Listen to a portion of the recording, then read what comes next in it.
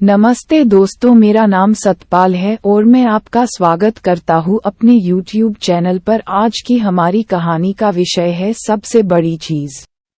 एक बार की बात है, बीरबल दरबार में मौजूद नहीं थे। इसी बात का फायदा उठाकर कुछ मंत्रीगण बीरबल के खिलाफ महाराज अकबर के कान भरने लगे। उनमें से एक कहने लगा, महाराज, आप केवल बीरबल को ही हर जिम्मेदारी देते हैं और हर काम में उन्हीं की सलाह ली जाती है। इसका मतलब ये है कि आप हमें अयोग्य समझते हैं, मगर ऐसा नहीं है। हम भी बीरबल जितने ही योग्य हैं। महाराज को बीरबल बहुत प्रिय थे।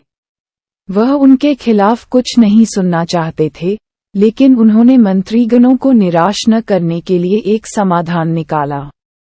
उन्होंने उनसे कहा, मैं तुम सभी से एक प्रश्न का जवाब चाहता हूँ, मगर ध्यान रहे कि अगर तुम लोग इसका जवाब न दे पाए तो तुम सबको फांसी की सजा सुनाई जाएगी।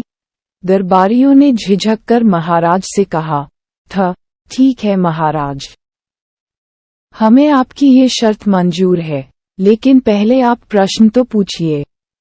महाराज ने कहा, दुनिया की सबसे बड़ी चीज क्या है? ये सवाल सुनकर सभी मंत्रीगण एक दूसरे का मुंह ताकने लगे। महाराज ने उनकी ये स्थिति देखकर कहा, याद रहे कि इस प्रश्न का उत्तर सटीक होना चाहिए। मुझे कोई भी अटपटा सा जवाब नहीं चाहिए। इस पर मंत्रीगणों ने राजा से इस प्रश्न का उत्तर देने के लिए कुछ दिनों की मोहलत मांगी। राजा भी इस बात के लिए तैयार हो गए। महल से बाहर निकलकर सभी मंत्रीगण इस प्रश्न का उत्तर ढूंढने लगे। पहले ने कहा कि दुनिया की सबसे बड़ी चीज भगवान है, तो दूसरा कहने लगा कि दुनिया की सबसे बड़ी चीज भूख है।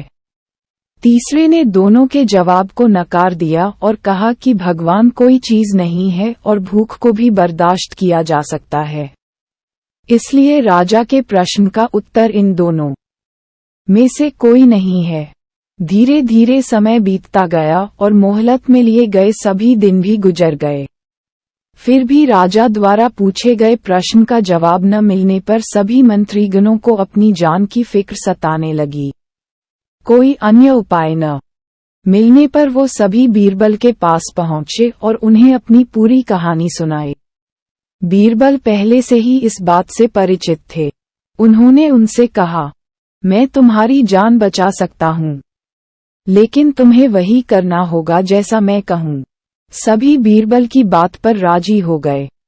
अगले ही दिन बीरबल ने एक पालकी का इंतजाम करवाया। उन्होंने 2 मंत्रीगणों को पालकी उठाने का काम दिया। तीसरे से अपना हुक्का पकड़वाया और चौथे से अपने जूते उठवाए। वह स्वयं पालकी में बैठ गए।